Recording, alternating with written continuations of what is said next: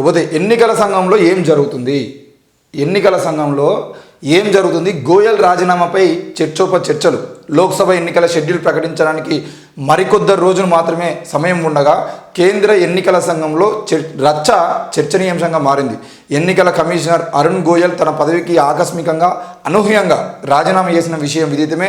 అయితే ఆయన తీసుకున్నటువంటి నిర్ణయం వెనుక చాలామందికి ఆశ్చర్యం కలిగించింది. సార్వత్రిక ఎన్నికల ఏర్పాట్లను పరిశీలించేందుకు పశ్చిమ బెంగాల్లో పర్యటించినప్పుడు ప్రధాన ఎన్నికల కమిషనర్ రాజీవ్ కుమార్తో నెలకొన్న విభేదాల కారణంగానే గోయల్ రాజీనామా చేశారని ఎన్నికల కమిషన్ వర్గాలు చెబుతున్నాయి. ఇంతకీ ఆ విభేదాలు ఏంటి, ఎన్నికల ముందు ఎందుకు రచ్చ అన్నది చర్చనీయాంశంగా మారింది అనేది ఈరోజు వార్త.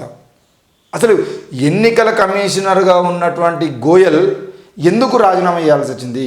మరి చీఫ్ ఎలక్షన్ కమిషన్గా ఉన్నటువంటి ఎలక్షన్ కమిషన్ ఆఫ్ ఇండియా చీఫ్గా ఉన్నటువంటి రాజీవ్ కుమార్కి ఆయనకు మధ్యలో వచ్చినటువంటి గొడవలు ఏంది? ఈరోజు ఆ గొడవల్ని తెర మీద తీసుకొచ్చింది ఎవరు?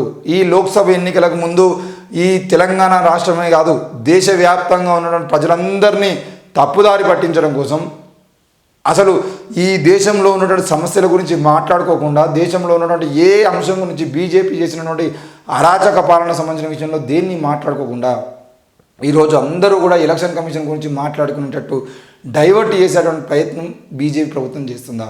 అసలు ఏం జరుగుతుంది ఎలక్షన్ కమిషన్లో, ఏం జరుగుతుంది?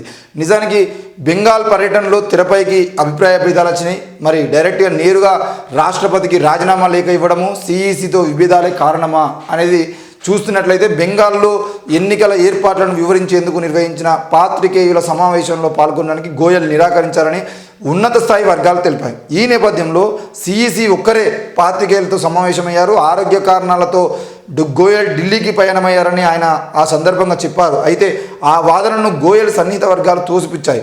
ఆయన ఆరోగ్యం బేషుగా ఉన్నదని చెప్పాయి. కొన్ని తీవ్రమైన విభేదాల కారణంగానే గోయల్ తన బెంగాల్ పర్యటనను కుదించుకొని ఢిల్లీకి చేరుకున్నారని ఆ వర్గాలు స్పష్టం చేశాయి. అసలు ఏం జరిగింది?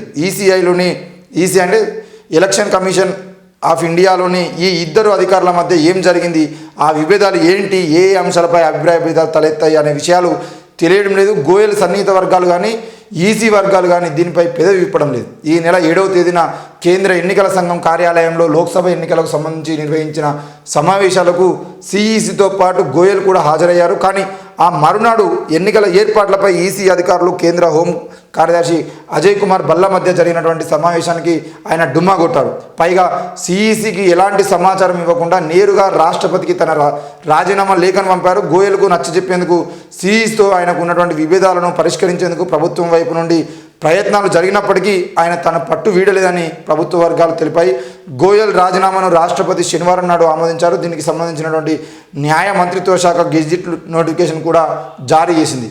ఇది అంటే మొత్తానికైతే అరుణ్ గోయల్కు సంబంధించిన విషయంలో అరుణ్ గోయల్ ఎందుకు రాజీనామా చేయాల్సి వచ్చిందన్న విషయం మీద ఆయన సన్నిహిత వర్గాలు కానీ ఎలక్షన్ కమిషన్కు సంబంధించిన వర్గాలు కానీ ఎలాంటి సమాచారం ఇవ్వడం లేదు. ఎందుకు ఈ ఎలక్షన్ కమిషన్కు సంబంధించిన విషయంలో ఎందుకు ఇంత సస్పెన్షన్ జరుగుతుంది, మరి ఏం జరుగుతుంది? చీఫ్ ఎలక్షన్ కమిషన్కి సంబంధించిన విషయంలో అసలు ఏ ప్రభుత్వ వర్గాలకు తలగకుండా స్వతంత్ర ప్రతిపత్తిగా పనిచేయాల్సినటువంటి ఎలక్షన్ కమిషన్లో ఈరోజు మెయిన్ ప్రధాన అధికారులుగా ఉన్నటువంటి ఇద్దరి మధ్యలో ఎందుకు గొడవలు వచ్చినాయి, ఏ విషయంలో గొడవలు వచ్చినాయి? ఈరోజు రాజీవ్ కుమార్ ఎవరైతే ఉన్నారో, రాజీవ్ కుమార్ అనే వ్యక్తి పూర్తిగా బీజేపీకి మద్దతుగా పనిచేస్తున్న కారణంగానే కొన్ని అంశాల మీద విభేదాలు ఉన్నటువంటి అరుణ్ గోయల్ రాజీనామా చేసిందా, లేకపోతే ఏం జరిగింది అనే విషయాలు ఇప్పటికీ ప్రకటించకూడదు. ఎందుకనంటే పెద్ద సమస్యలు అంటే వేరే ప్రైవేటు సంస్థలకు సంబంధించినటువంటి లేదంటే ఎలక్షన్ మన రాజకీయ నాయకులకు సంబంధించిన విషయంలో రాజీనామాలు చేసిందంటే ఇంత రచ్చ అవసరం లేదు. కానీ ఈరోజు కేంద్ర ఎన్నికల కమిషన్లో ఉన్నటువంటి ప్రధాన అధికారి ఈరోజు రాజీనామా చేసినటువంటి విషయం మీద అప్పటికప్పుడు ప్రెస్ మీట్ పెట్టి తప్పకుండా ఏం జరిగింది, ఎట్లా జరిగింది అనే విషయం మీద చర్చ జరగాల్సిన అవసరం ఉంది.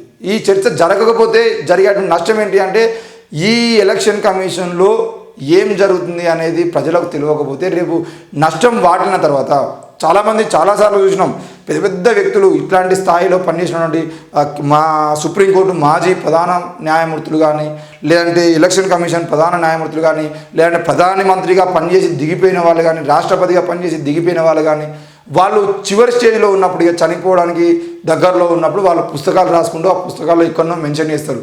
ఆనాడు బీజేపీ ప్రభుత్వము చేసిన అరాచకాల వల్లనే నేను రాజీనామా చేయడం జరిగింది. ఈరోజు ఈ ఫలానా వ్యక్తి ఎలక్షన్ కమిషన్గా ఉన్నటువంటి వ్యక్తి చేసినటువంటి అరాచకాల వల్లనే ఆయన ప్రభుత్వానికి వెన్నుదన్నగా ఉండడం వల్లనే నేను ఆనాడు రాజీనామా చేయడం జరిగిందని చెప్పేసి అంశాలని 10-15 ఏళ్ళ తర్వాత వాళ్ళ పుస్తకాలు రాస్తూ ఉంటారు. కాబట్టి అంటే ఈ నష్టం ఏదైతే ఉందో ఆ నష్టం జరిగిపోయిన తర్వాత ఈ విషయాలను బయటపడతా ఉన్నాయి. కాబట్టి ఇప్పుడు అసలు ఎలక్షన్ కమిషన్లో ఏం జరుగుతుంది? బీజేపీ అధికారంలోకి వచ్చిన తర్వాత ఎలక్షన్ కమిషన్ని పూర్తి స్థాయిలో స్వతంత్ర ప్రతిపత్తిగా పనిచేయకుండా దాని మీద కూడా ఈరోజు హైకోర్టు, సుప్రీంకోర్టు న్యాయమూర్తులని కాకుండా ఎలక్షన్ కమిషన్ కూడా తన చేతిలో పెట్టుకొని బీజేపీ మళ్ళీ అధికారంలోకి రావడం కోసం 400 సీట్లను గెలవడం కోసం బీజేపీ ఎంతటి దిక్కుమాలిన పరిస్థితులకైనా దిగజారేటువంటి పరిస్థితిని మనం ఈరోజు చూస్తూ ఉన్నాం. అందుకే ఈరోజు ఎలక్షన్ కమిషన్కి సంబంధించిన విషయంలో ఇంత రచ్చ జరుగుతుంది. మరి చీఫ్ ఎలక్షన్ కమిషన్గా ఉన్నటువంటి వ్యక్తి పక్కా దీనికి సంబంధించిన విషయంలో నోరు తెరవాల్సింది. మరి ఏం జరుగుతుంది ఏందో చూడాల్సిన అవసరం ఉంది. పోతే గోయల్ రాజీనామా గుట్టు విప్పాలి అని చెప్పేసి కేంద్రం స్పష్టమైన ప్రకటన చేయాలని సిపిఐఎం డిమాండ్ చేస్తుంది.